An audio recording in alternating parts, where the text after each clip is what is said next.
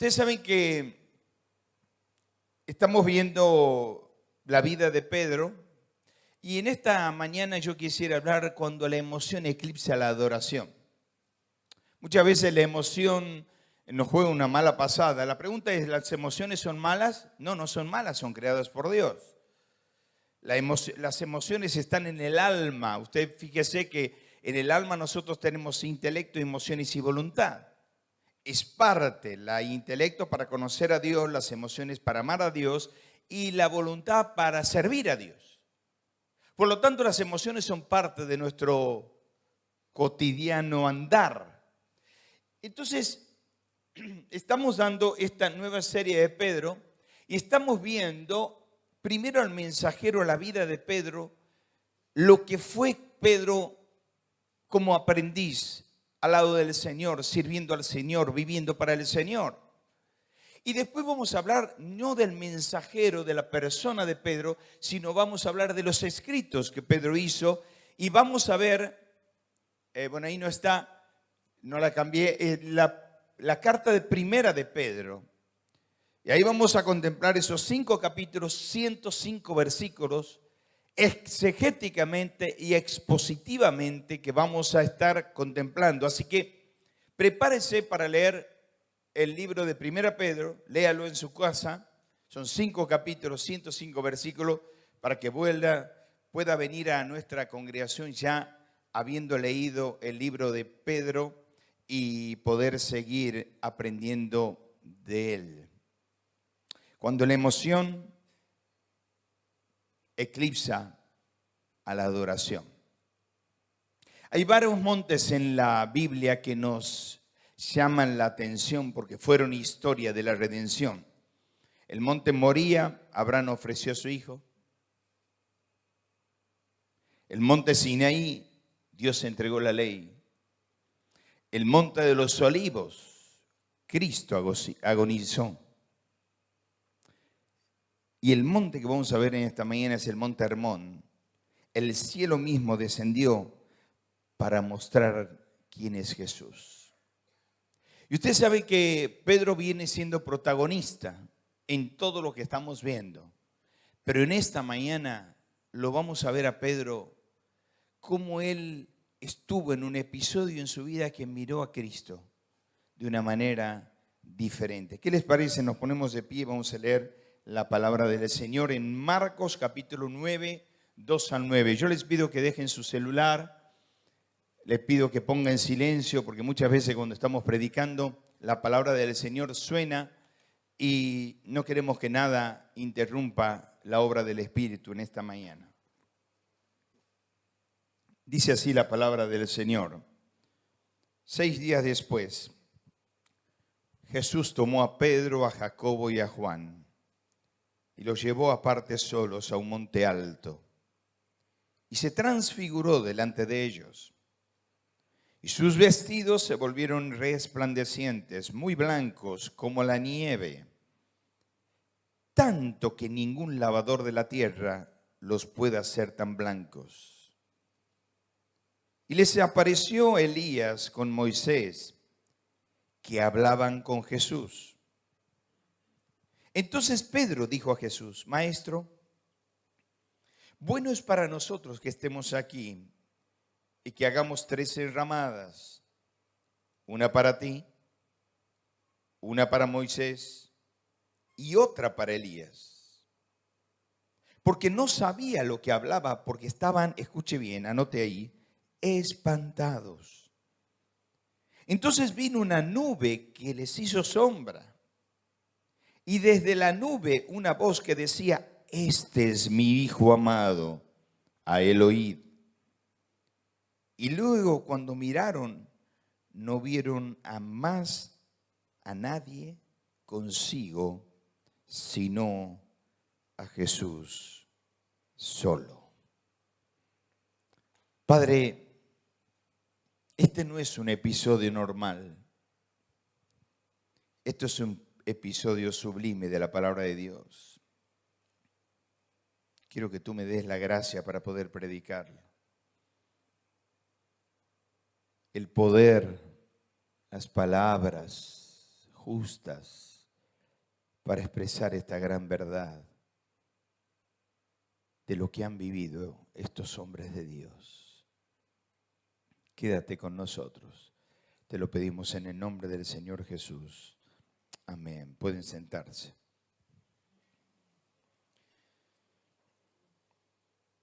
Ustedes saben que más de 4 semanas que vengo estudiando este pasaje. Y todavía tengo miedo, tengo temor de no contemplar algunas aristas que tiene ese pasaje. Sé que estoy solamente tocando la epidermis del pasaje en los comentarios que voy a hacer. Pero quiero en esta mañana hacer justicia al texto para hablar literalmente y narrar este episodio taxativamente con lo que pasó. Era un día sin igual, que quedaría grabado en la eternidad. El Señor en un momento toma a Pedro, Jacobo y Juan. Pedro, Jacobo y Juan eran los hombres más íntimos del Señor.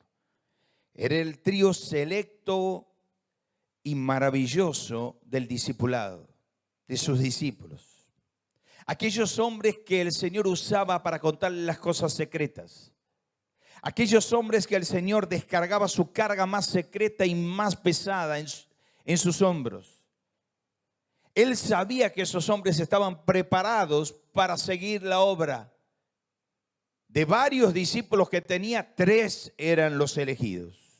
3 eran los preparados, Pedro, Jacobo y Juan. Y le dicen, vamos, subamos.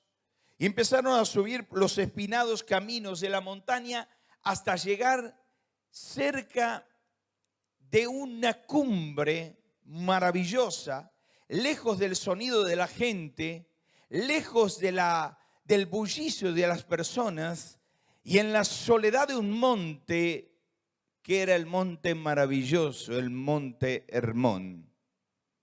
Uno de los montes más altos de la Biblia, 2.896 metros. Entonces ellos llegan allí y cuando llegan a ese monte, el Señor empieza a orar. Y dice la Biblia que su rostro en medio de la oración resplandecía. Tanto es así que su vestido se volvió resplandeciente, blanco como ningún lavador de la tierra podía hacerlo. Lo que había pasado es que la gloria intrínseca de su persona, que había sido velada durante 32 años, había sido descubierta en el tabernáculo de su cuerpo y resplandeció. Y los destellos de la gloria del Cristo que nunca se habían visto, se había contemplado en esta mañana. Los discípulos estaban espantados al ver la gloria de Cristo en el monte Hermón. Los discípulos quedaron anonadados. Y Pedro en ese momento dice, maestro, qué hermoso sería que hagamos 3 enramadas, una para ti, una para Moisés y una para Elías. Dice la Biblia, no sabía lo que decía. Y del corazón de la nube, como queriendo hacer callar la voz de Pedro, de ese corazón de la nube sale una voz estruendorosa que dice, este es mi Hijo amado, a él oíd. Entonces ellos levantan los ojos y ya no ven a Moisés, ya no ven a Elías, ven a Jesús solo. Ahora, mi querido, baja la escena bíblica, baja el telón y quedan enseñanzas para nuestro corazón. En primer lugar, lo que vemos aquí es una experiencia extraordinaria. ¿Por qué extraordinaria? Porque no es algo ordinario. Ellos nunca lo habían visto así al Señor. Ellos lo habían visto al Señor como el maestro que hace milagros en Galilea. Era el Jesús. Pero ahora subieron al monte. Y mire lo que dice, 6 días después. ¿Cómo? 6 días después. Bueno, ¿qué pasó 6 días antes? 6 días antes estaba en Cesarea de Filipos. 6 días antes, en el capítulo anterior, Marcos capítulo 8, el Señor les pregunta, ¿quién dicen ustedes que yo soy? Y ahí Pedro, con una unción del cielo, le dice, Señor, tú eres el Hijo, el Hijo del Dios viviente. Tú eres el Cristo, el Hijo del Dios viviente. Entonces, esos 6 días de Cesarea de Filipo al monte Hermón, el Señor quería mostrarle que después del sufrimiento venía la revelación. Les anunció el Calvario y después les mostró lo que iban a ver. Y dice, Pedro, Jacobo y Juan subieron y allí se transfiguró delante de ellos. Sus vestidos se volvieron resplandecientes, muy blancos como la nieve, tanto que ningún lavador de la tierra lo podía hacer tan blanco. Y les apareció Moisés y Elías, que hablaban con Jesús. Ahora, como todo curioso, usted quiere saber que hablaron con Jesús. Cuando vamos a Lucas, ahí nos dicen que hablaron, porque allí, ¿qué pasó? Se transfiguró. ¿Qué significa ahí la palabra transfiguró? Allí la metamorfosis. Salió lo que tenía dentro. Era una luz incandescente que tenía dentro, que la tenía tapada. Ahora, ¿qué era lo que hablaban? Dice la Biblia, y aquí 2 varones hablaban con él de su partida. Ahora, ¿qué era la partida? La partida era, allí en griego significa éxodo, lo que iba a pasar en Jerusalén. O sea, Moisés y Elías hablaban con Jesús lo que querían, lo que iba a pasar en Jerusalén. La pregunta es esta: ¿por qué Moisés y Elías y no Abraham y Pedro o Abraham y David? ¿Por qué Moisés y Elías y no Jonás y José? Porque Moisés representaba a la línea profética Moisés representaba a la línea de la ley. Y Elías representaba a la escuela de los profetas. Moisés y Elías estaban en el monte porque Moisés y Elías estaban contemplando a su máximo exponente, que era Jesús. Y estaba Moisés representando la ley y Elías representando a los profetas. Ahora, mis hermanos, muchas cosas me llaman la atención. Porque uno pone a los evangelios, Mateo, Marcos, Lucas y Juan. Tenemos 4, ¿que no? ¿Sí? Estamos aquí. Mateo, Marcos, Lucas y Juan. ¿Quiénes hablan de la transfiguración? Mateo. ¿Mateo estaba en el monte? No. Marcos. ¿Marcos estaba en el monte? No.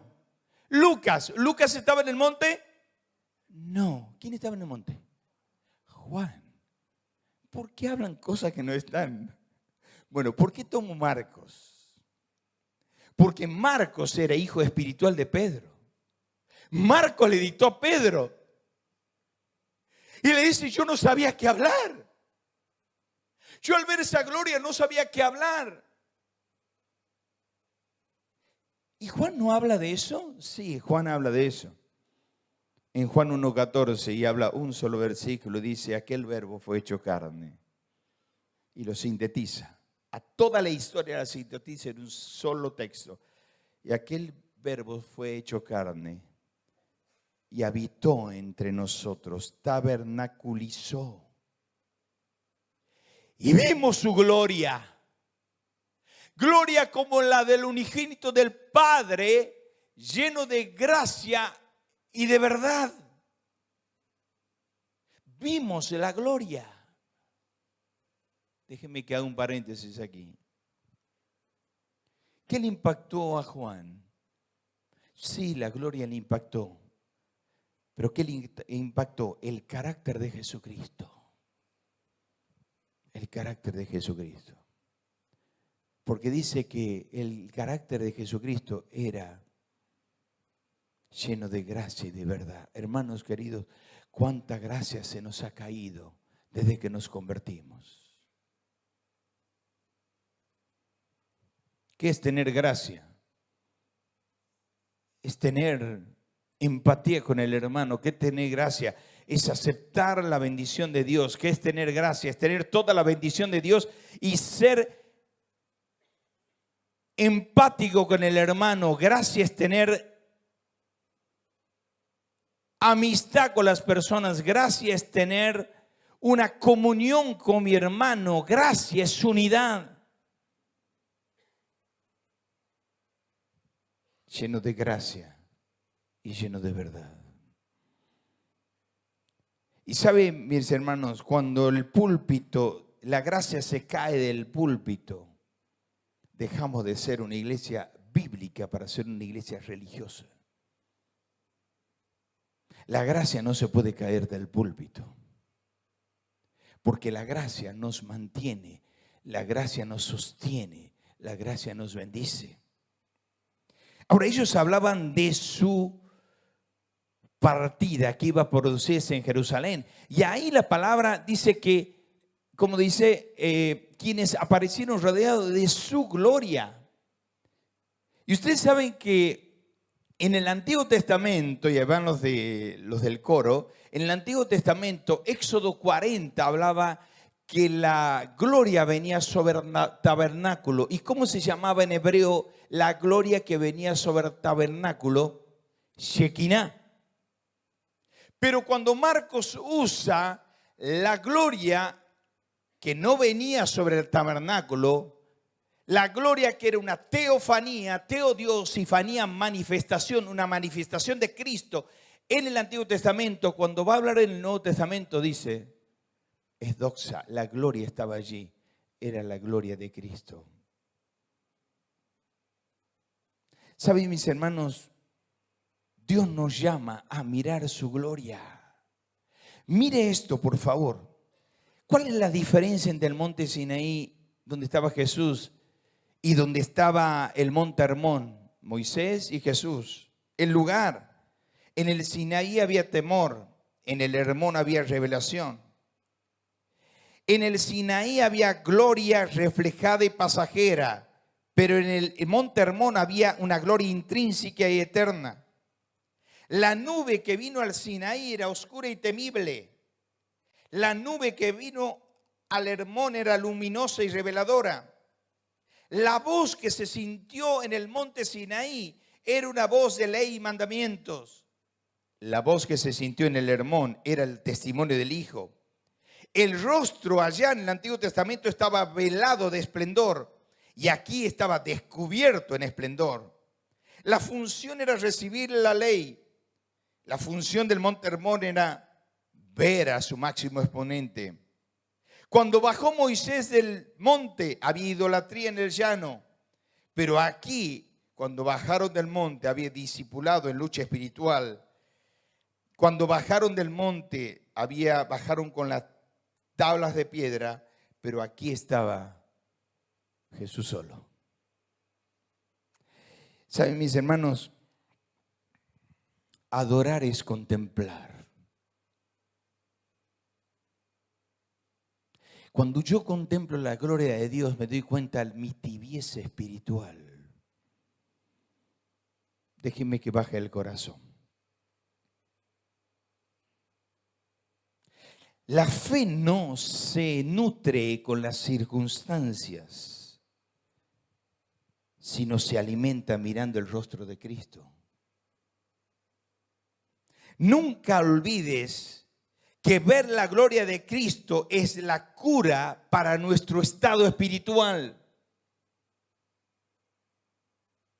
Yo, en la medida que yo mire a Cristo, voy a darme cuenta mi bajeza. Por eso dice la Biblia en 2 Corintios 3:18, por tanto, vosotros mirando a cara descubierta como en un espejo la gloria de Dios, somos transformados de gloria en gloria. La gente quiere transformarse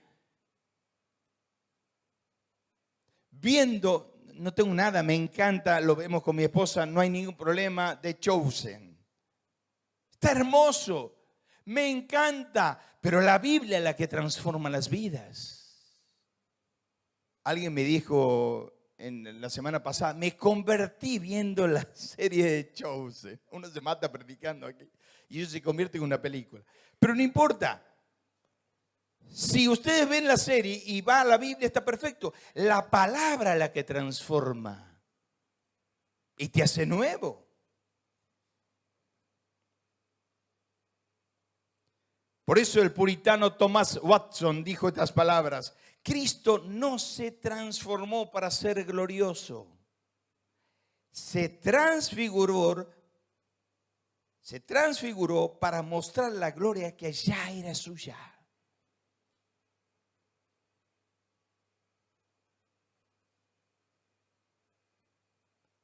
En segundo lugar, la emoción.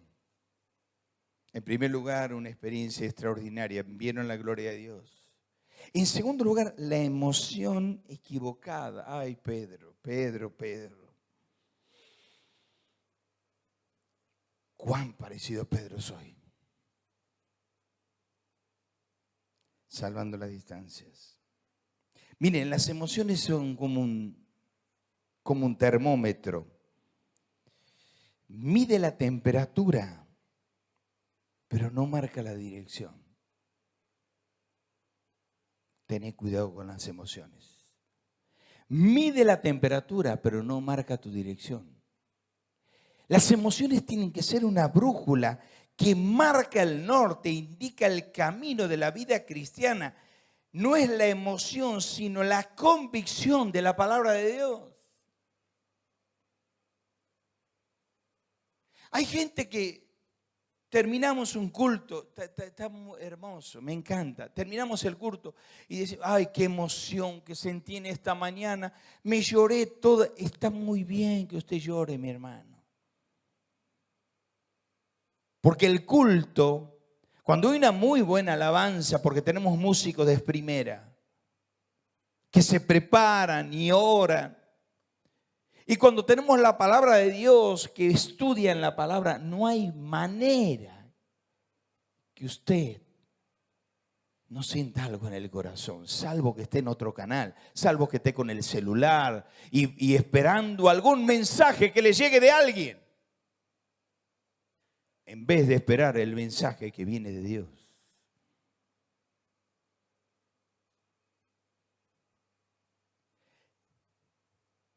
Fíjese Pedro. Entonces Pedro dijo, maestro, bueno es para nosotros que hagamos 13 enramadas. Ahora me paro aquí. Usted fíjese. Él le dijo al Señor, Señor, bueno es para nosotros que hagas 3 enramadas. Una para ti, una para Moisés y una para Elías. Él no decía para él. Quiero que ustedes estén guardados en 3 pabellones. Y yo seguir contemplando. Yo seguir viendo.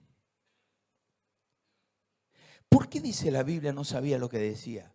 Porque vos no podés poner en un pie de igualdad a Moisés y Elías junto a Cristo. Y uno dice, wow, Pedro, ¿cómo va a hacer eso? ¿Vas a poner en pie de igualdad a Cristo con Moisés y Elías? ¿Y usted cuántas veces ha puesto en un pie de igualdad a su dinero que a Cristo? A su bienestar que a Cristo. Escuche bien, a sus hijos que a Cristo.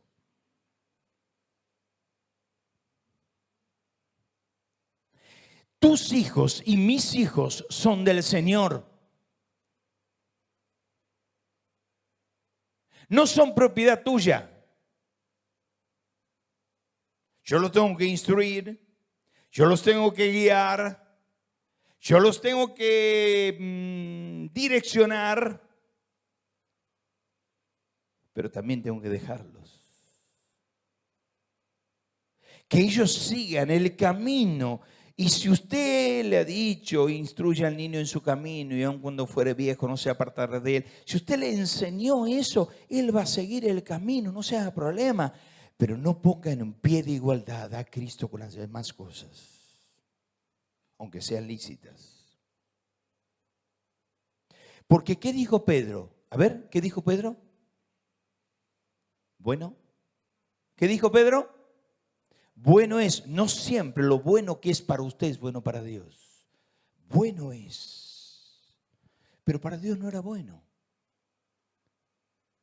David pensó, bueno es para hacerle un templo a Dios. Y dijo, Dios, pero vos no vas a hacerlo, porque tus manos están manchadas con sangre, tu hijo lo va a hacer. Y él le preparó todos los materiales para su hijo.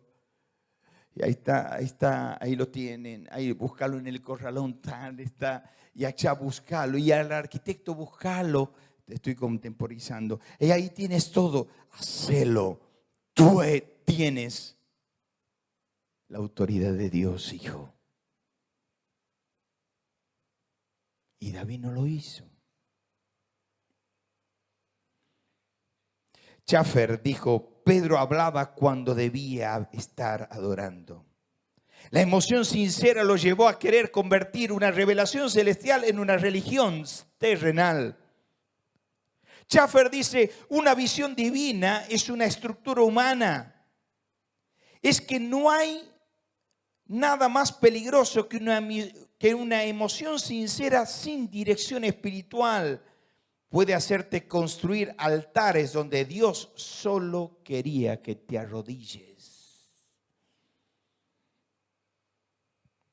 Termino. Dios nos llama a contemplar a Dios. Antes de predicar, la última vez que yo lo leo el mensaje, lo leo de rodillas. Y de rodillas, leyendo el mensaje que Dios me dio, lo leo y le digo, Señor, este mensaje quiero que venga solamente de ti. Yo quiero que este mensaje pueda quebrar vidas de aquellos duros. Te voy a contar una intimidad, no sale de aquí. Termina el teatro, el pastor Carlos estaba cerrando la función. Yo me paré atrás para saludar a cada persona que salía, cada persona. Y dos personas que son cristianas, pero apartadas, literalmente, cuando estaban por llegar a mí, me dijeron así, ¿qué tal? Y siguieron.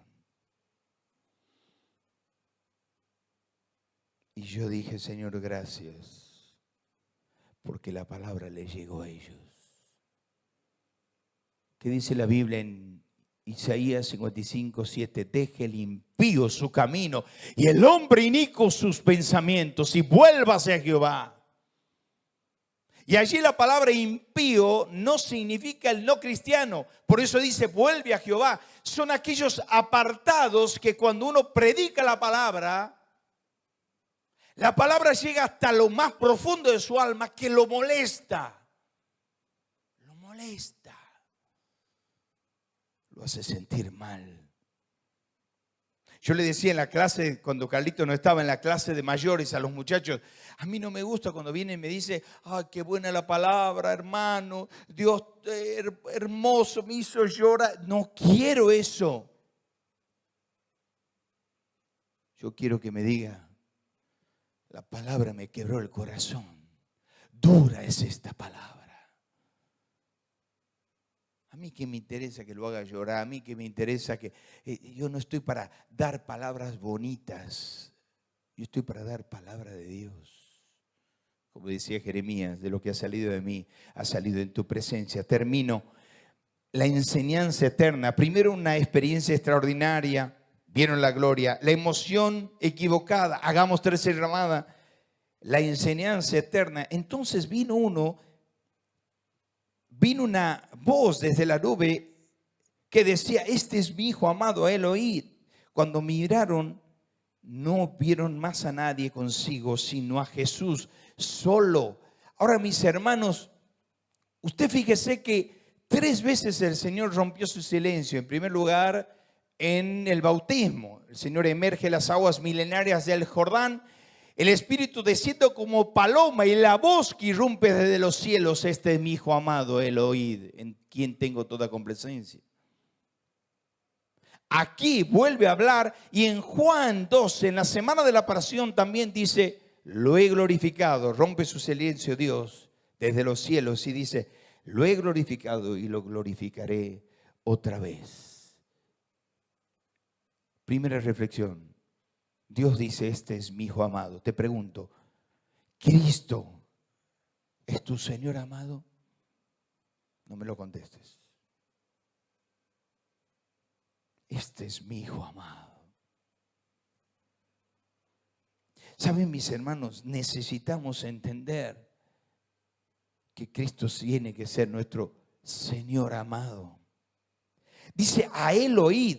Ahí la palabra a Él oíd en el griego es un griego imperativo presente activo. ¿Qué significa? Tienes que oírle continuamente. No solo escuchar una vez, sino vivir escuchando la palabra de Dios a través de su palabra. ¿Y qué es lo que más me impacta? Jesús solo. Jesús solo hace el milagro. Dice Dwight Pentecost, dice, el cielo interrumpe nuestras buenas intenciones cuando éstas nos apartan del propósito de Cristo, porque esa voz del Padre resume toda la teología cristiana, la supremacía absoluta del Hijo sobre todo ser humano. Yo quiero que mires esto, por favor, por unos segundos. 6 días después, Jesús tomó consigo a Pedro, a Jacobo y a Juan, y los llevó a una montaña alta, donde estaban solos.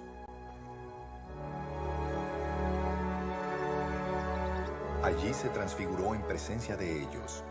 Su ropa se volvió de un blanco resplandeciente, como nadie en el mundo podría blanquearla.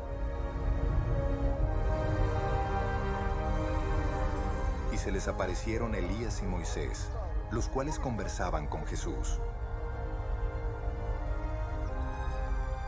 Tomando la palabra, Pedro le dijo a Jesús, Rabí, qué bien que estemos aquí.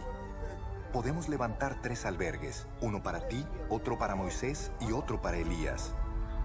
No sabía qué decir, porque todos estaban asustados.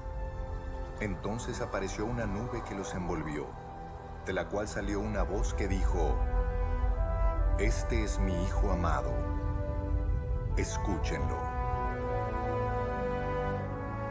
De repente, cuando miraron a su alrededor, ya no vieron a nadie más que a Jesús.